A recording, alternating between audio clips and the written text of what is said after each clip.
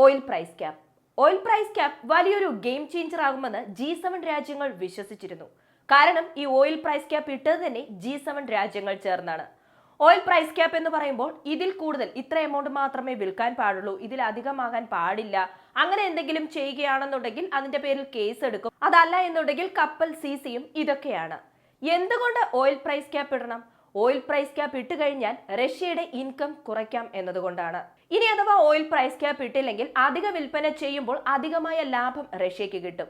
അതെങ്ങനെയെങ്കിലും തടഞ്ഞേണം, അതിന്റെ പേരിൽ oil price cap ഇടണമെന്നും പറഞ്ഞ് G7 രാജ്യങ്ങളെല്ലാം ചേർന്ന് ഓയിൽ പ്രൈസ് ക്യാപ്പ് ഇട്ടു.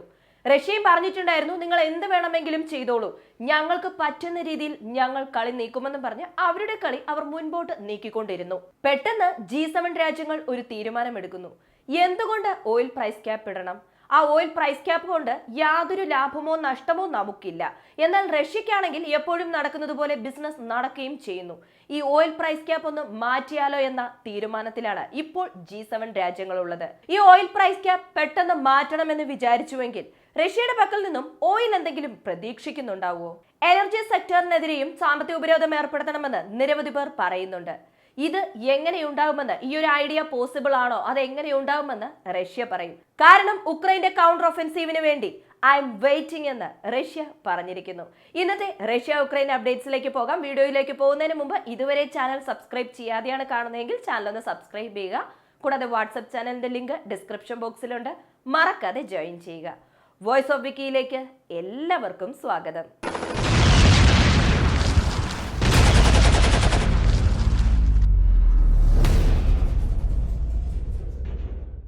ആദ്യത്തെ അപ്ഡേറ്റ്, ഹൂതീസ് ഒരു ട്രെയിനിങ് ക്യാമ്പ് ഓപ്പൺ ചെയ്തിരിക്കുന്നു. ഇത് സാധാരണ ഒരു ട്രെയിനിങ് ക്യാമ്പ് അല്ല. ഈ ട്രെയിനിങ് ക്യാമ്പ് അമേരിക്കയ്ക്കെതിരെയുള്ളതാണ്, ഇസ്രയേലിനെതിരെയുള്ളതാണ്, പാശ്ചാത്യ രാജ്യങ്ങൾക്കെതിരെയുള്ളതാണ്. ഇങ്ങനെ എല്ലാവർക്കും എതിരായിട്ടാണ് ഹൂതീസ് വളരെ വലിയ ഒരു ട്രെയിനിങ് ക്യാമ്പ് ഇനീഷ്യേറ്റ് ചെയ്തിരിക്കുന്നത്.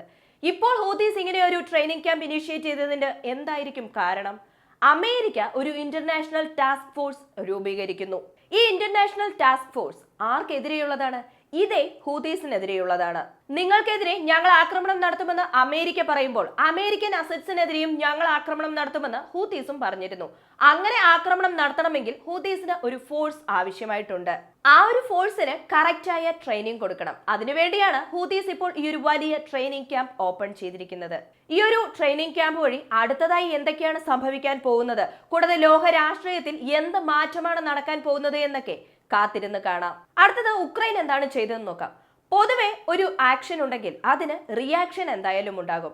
റഷ്യ അവരുടെ എയർ ഡിഫൻസ് സിസ്റ്റം മോഡിഫൈ ചെയ്തുകൊണ്ടിരിക്കുമ്പോൾ ഉക്രൈൻ പറഞ്ഞിട്ടുണ്ടായിരുന്നു, അതിനെതിരായി ഞങ്ങളുടെ റിയാക്ഷനായി ഞങ്ങളുടെ ഭാഗത്തു നിന്നും നിങ്ങളുടെ രാജ്യത്ത് ഡ്രോൺ അറ്റാക്ക് നടത്തുമെന്ന്. അങ്ങനെ 2-3 ഡ്രോൺ അറ്റാക്ക് ഉക്രൈന്റെ ഭാഗത്തു നിന്നും നടന്നിട്ടുമുണ്ടായിരുന്നു. എന്തുകൊണ്ട് ഉക്രൈൻ ഡ്രോൺ അറ്റാക്ക് റഷ്യൻ ടെറിട്ടറിയിൽ ചെയ്യണമെന്ന് ചോദിച്ചാൽ റഷ്യയുടെ ഉദ്ദേശം അല്ലെങ്കിൽ റഷ്യയുടെ ശ്രദ്ധ പല ഭാഗങ്ങളിലേക്ക് ചിതറി പോകാനാണ്. പല ഭാഗങ്ങളിലേക്ക് ചിതറണമെന്നുണ്ടെങ്കിൽ റഷ്യയിൽ തന്നെ, റഷ്യൻ ടെറിട്ടറിയിൽ തന്നെ ഡ്രോൺ അറ്റാക്ക് നടത്തണം. അതിനുവേണ്ടി ഉക്രൈൻ ഉപയോഗിച്ച ഡ്രോണാണ് AQ-400 സൈത്ത്. ഈ ഡ്രോൺ വളരെ വലിയ അളവിൽ ഉക്രൈൻ ഇപ്പോൾ പ്രൊഡക്ഷനിൽ എത്തിച്ചിട്ടുണ്ട്. റഷ്യ ഉക്രൈൻ യുദ്ധത്തിൽ ഈ AQ-400 സൈറ്റിന് വലിയൊരു പങ്ക് തന്നെ ഉണ്ടെന്ന് പറയാം. ഈ ഡ്രോൺസ് എന്നത് ഷാഹിദ് ഡ്രോൺസ് ഉണ്ടല്ലോ, ഇറാന്റെ പക്കൽ നിന്നും റഷ്യക്ക് കൊടുത്ത ഷാഹിദ് ഡ്രോൺസ്, ഇതിന് എതിരായിട്ടുള്ളതാണ്. ഈ ഒരു ഡ്രോൺ ഉക്രൈന്റെ ഡിഫൻസ് സ്ട്രാറ്റജിയിൽ ഒരു നല്ല പൊസിഷനിലാണ് ഉള്ളത്. ഈ ഒരു ഡ്രോണിന്റെ വില എന്ന് പറയുമ്പോൾ $15,000 അമേരിക്കൻ ഡോളറാണ്. ഇത് ബേസിക് ഡ്രോണിന്റെ കാര്യമാണ് പറയുന്നത്. ഇതുപോലെ നിരവധി വേരിയൻസ് ഉണ്ട്. ഇതിന്റെ സ്പെയർ പാർട്സ് ഒക്കെ ഓൾറെഡി ഉക്രൈന്റെ ഭാഗത്ത് തന്നെ ഉള്ളത് കൊണ്ട് ഇനിയും ഉൽപ്പാദിപ്പിക്കുന്ന ഡ്രോൺസിന്റെ എണ്ണം വർദ്ധിപ്പിക്കും എന്ന് പറഞ്ഞിട്ടുണ്ട്. 2024 ഓരോ മാസവും പ്രതിമാസം 1000 AQ-400 സൈറ്റ് നിർമ്മിക്കാൻ പോകുന്നു എന്നാണ് ഉക്രൈൻ പദ്ധതി ഒരുക്കിയിരിക്കുന്നത്. ചിലപ്പോൾ ആവശ്യമായി വന്നാൽ ഇത് അധികമാകാൻ സാധ്യതയുണ്ട് എന്നും ഉക്രൈന്റെ ഭാഗത്തു നിന്നും അറിയിച്ചിട്ടുണ്ട്. റഷ്യയുടെ ഭാഗത്തു നിന്നും നോക്കുമ്പോൾ ഉക്രൈൻ ഈ ചെയ്യുന്നത് ഒരു ആക്ഷനാണ്. അതിന് റിയാക്ഷനായി റഷ്യയുടെ ഭാഗത്തു നിന്നും എന്താണ് ചെയ്യുന്നതെന്ന് വെച്ചാൽ ഒരു മിസൈൽ KH-BPLA എന്ന ഒരു മിസൈൽ നിർമ്മിച്ചുകൊണ്ടിരിക്കുന്നു. ഈ KH-BPLA മിസൈൽ എന്നത് റഷ്യയുടെ ആന്റി എയർ ഡിഫൻസ് സിസ്റ്റത്തിലെ വളരെ പ്രധാനപ്പെട്ട ഒരു മിസൈലായിട്ടാണ് കണക്കാക്കപ്പെടുന്നത്. ഇതാണ് ഡ്രോൺസ്, കൂടാതെ ചെറിയ ചെറിയ മിസൈലൊക്കെ നശിപ്പിക്കാൻ വേണ്ടി ഉപയോഗിക്കുന്ന റഷ്യയുടെ മിസൈൽ. ഇതൊരു direct counter measure to Ukraine.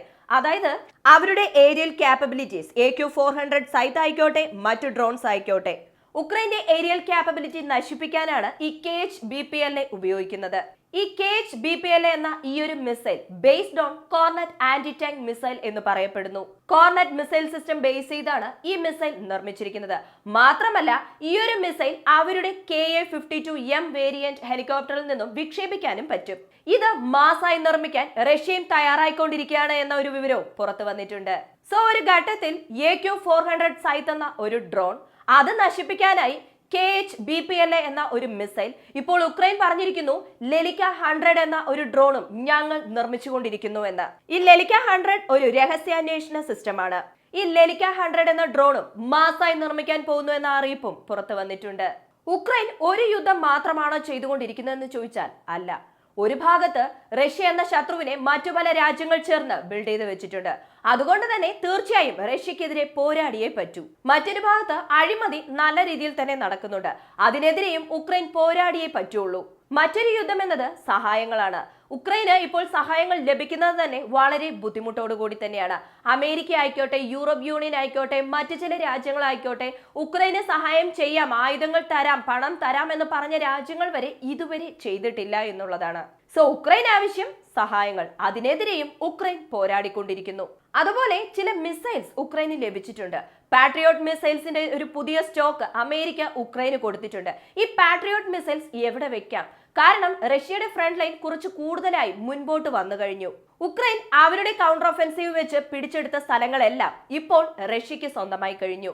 കൂടാതെ ഇനിയൊരു അടുത്ത കൗണ്ടർ ഒഫൻസീവ് എന്ന് പറയുമ്പോൾ ഇനിയും ഒരു 2 മാസം കഴിഞ്ഞിട്ടേ ഉള്ളൂ. റഷ്യയുടെ ക്യാപ്പബിലിറ്റിയിൽ അതേ രീതിയിൽ നിന്നാൽ മാത്രമേ ഉക്രൈന് ഈ യുദ്ധം കുറച്ച് ദിവസത്തേക്ക് അടുത്ത കൗണ്ടർ ഒഫൻസീവ് സ്റ്റാർട്ട് ചെയ്യുന്നത് വരെ പോസ് ചെയ്ത് വെക്കാൻ പറ്റുകയുള്ളൂ. അതിനുശേഷമാണ് ഉക്രൈന് ലഭിക്കുന്ന സഹായങ്ങൾ അല്ലെങ്കിൽ ലഭിക്കുമെന്ന് വിശ്വസിക്കുന്ന ആ ഒരു സഹായത്തിന്റെ പ്രതീക്ഷ ഇതൊക്കെ വെച്ച് കൗണ്ടർ ഒഫൻസീവ് ചെയ്യാമെന്നാണ് ഉക്രൈന്റെ വിചാരം. അതുപോലെ തന്നെയാണ് സെലൻസ്കിയുടെ വിചാരവും. ഇപ്പോൾ റഷ്യ വീക്ക് ചെയ്യണമെന്നുണ്ടെങ്കിൽ ഓയിൽ പ്രൈസ് ക്യാപ്പ് മാത്രമല്ല, സാമ്പത്തിക ഉപരോധം, കഠിനമായ സാമ്പത്തിക ഉപരോധം ഏർപ്പെടുത്തണമെന്ന് പറഞ്ഞല്ലോ.